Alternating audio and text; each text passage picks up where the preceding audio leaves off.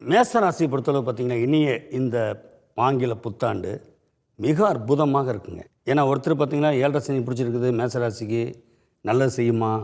இன்னொருத்த பக்கம் பார்த்திங்கன்னா நம்மளுக்கு விரய சனியா, இல்லை பொங்கு சனியா, மங்கு சனியா, எந்த சனின்னு தெரியாமையே ரொம்ப குழப்பமாக இருந்தாங்க 2025 வருடம்.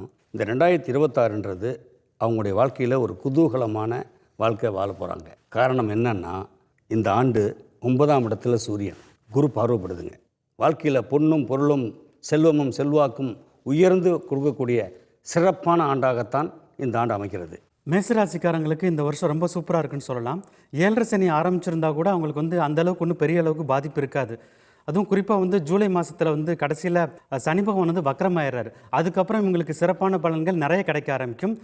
வேலை பார்க்குறவங்க நிறைய வருஷமாக ப்ரொமோஷன் இல்லைன்னு வருத்தப்பட்டு இருக்கலாம். அவங்களுக்கெல்லாம் ப்ரொமோஷன் இந்த வருஷ கடைசியில், அதாவது ஆகஸ்ட் செப்டம்பர் மாதத்தில் கன்ஃபார்மாக கிடச்சிருன்னு சொல்லலாம். வீடு வாங்கணும்னு நினச்சாங்கன்னா அதெல்லாம் இந்த வருஷத்தோட பின்பகுதியில், அதாவது நவம்பர் டிசம்பர் மாதத்தில் கண்டிப்பாக நடந்துருங்கிறதா சொல்லலாம். மேஷராசிக்காரங்களுக்கு ரொம்ப முக்கியமான கிரகம் யார்? பாக்யாதிபதி குரு பகவான் தான். அவர் இப்போ கொஞ்சம் சுமாராக இருந்துன்னு இருக்காரு. அதுக்கு அடுத்தது பார்த்திங்கன்னா ஜூன் மாதத்துலேருந்து இன்னும் கொஞ்சம் பெட்டராகிறாரு. இந்த வருடத்தோட கடைசி 3 மாதங்கள் ரொம்ப ரொம்ப அற்புதமாக இருக்கும்.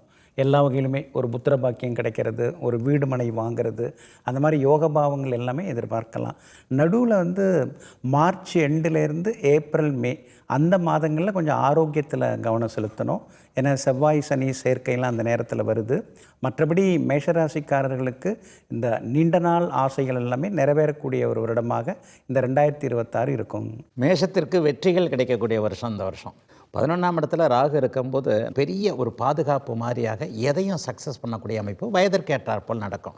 இன்னொன்று மனக்கட்டுப்பாடுகள் இப்போது அவங்களுக்கு வரும்.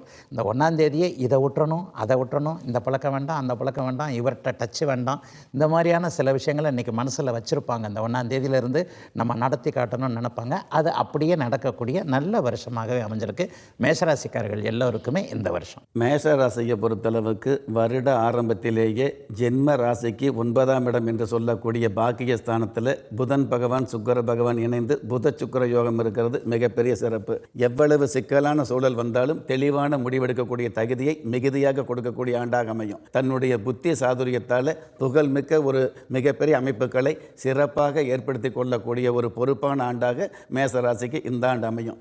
எப்படி பார்த்தாலும் கிரக நிலைகளை பொறுத்தளவுக்கு மோசம் போகாமல் வாழக்கூடிய மேசம் அப்படின்னு திருப்தியாக சொல்லலாம். இந்த மேசராசியை சேர்ந்தவர்களுக்கு கிடைக்கக்கூடிய இந்த பலன்கள் தடை தாமதம் இல்லாமல் கிடைக்கணும் அப்படின்னா வியாழக்கிழமை அல்லது செவ்வாய்க்கிழமை நாளில் திருச்செந்தூர் முருகப்பெருமான வழிபாடு வச்சுக்கிறது நல்லது.